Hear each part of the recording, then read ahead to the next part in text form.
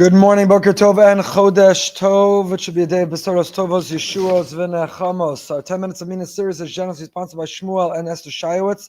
Leil Nishma says Father Yaakov Yehuda Ben Gedalia, and in the discourse of Refuah Shlema of her mother Batsheva, Bas Bluma Rivka. Please help yourself to coffee and slushies and pastries and all the other good stuff available in the lobby. We're learning Iggeres HaRamban, the Ramban's letter to his son, the Ramban's letter to all of us, and we've been focusing on the Midah, the quality of anava, of humility and of modesty. A person can't realize their best self. A person can't fulfill their potential if they're inflated ego, if they're arrogant.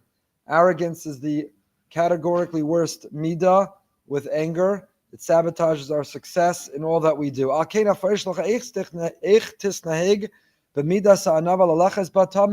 So he pointed out last time that the Ramban used the word tisnaheg and hitpael, reflexive.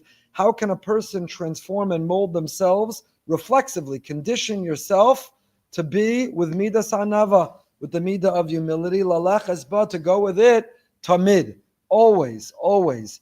You can't be half pregnant, you can't be half humble, you can't be part-time vegan or vegetarian. You either are or you aren't. So a person who is not humble all the time is never humble to a certain extent. That doesn't mean it's all or nothing.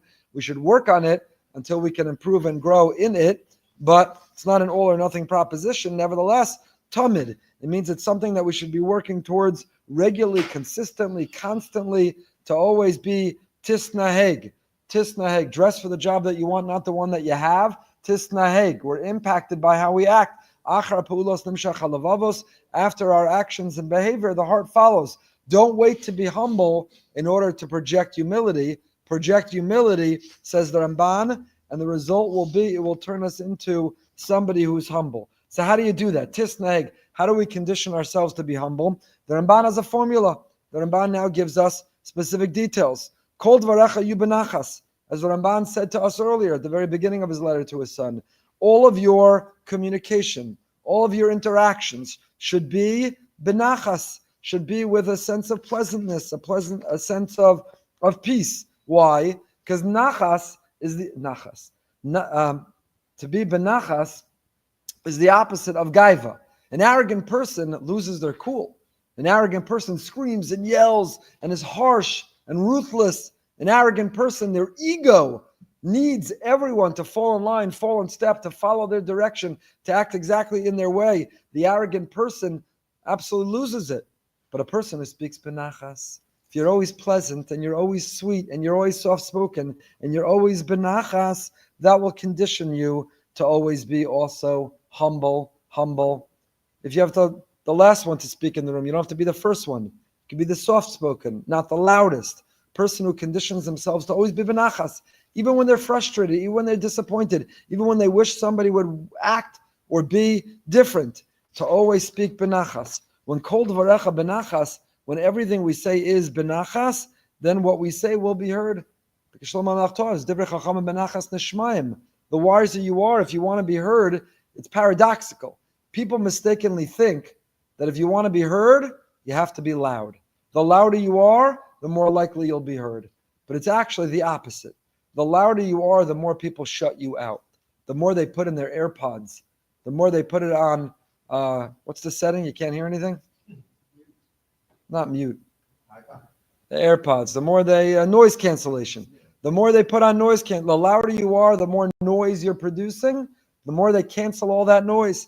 But the softer that you speak, the sweeter that you speak, the more people lean in, the more they want to hear, the more it penetrates, the more they receive, the more they accept. Divrei chacham benachas nishmaim. So do you want to be a fool or you want to be wise? The fool screams and yells and nobody's listening. And the wise person speaks softly and gently, and everyone wants to hear. The Gemara in Shabbos tells us, Amar Rabbi Ravuna, Amar Afagav Damar Rabban Shlosha Dvarim, Tzarech Adam Lomar, Tzarech Lememrinu Benichusa, Ki Hechid Lekablinu Minei. Gemara in Shabbos tells us, it's not in Iggeres HaRamban, but the Gemara in Shabbos tells us that a person on Friday night, on Erev Shabbos, on the eve of Shabbos, there are three things that we have to announce within our home. But the Gemara is quick to say, don't scream it, don't yell it, don't use it as a weapon to beat people over the head with it.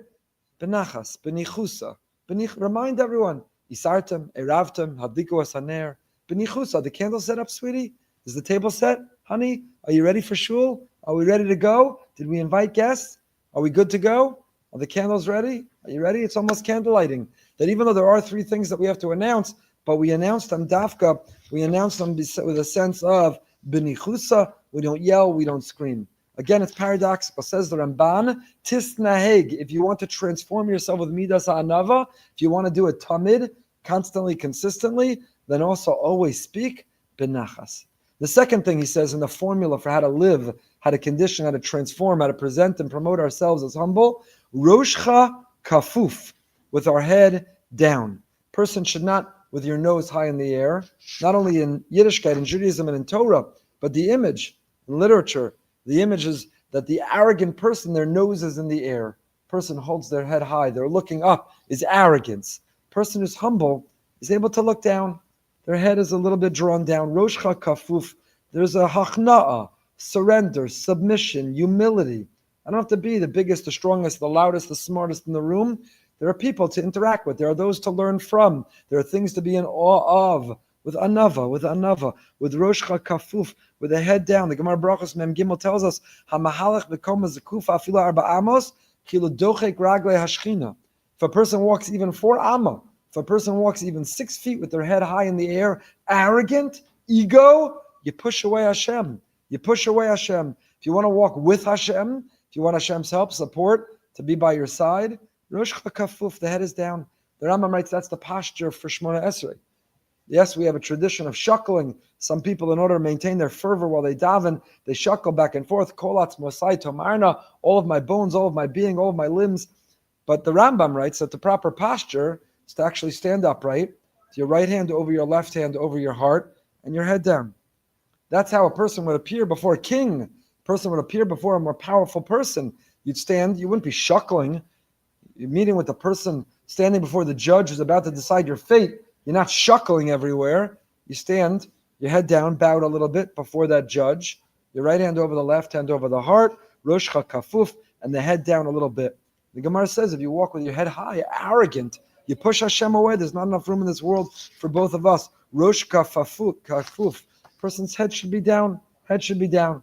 I had a Rebbe who told me a long time ago, and I tried to look it up this morning, and I saw some evidence of it, that in fact, the way the inner ear is structured, and the balance, a person is most balanced not when their head is even, when your head is down a drop, that's when you maintain your equilibrium. I don't know if anatomically it's 100% correct. I looked it up. I found someplace that says it too, that when is one's head at perfect equilibrium? Certainly not when you're looking up, and not even when you're looking straight.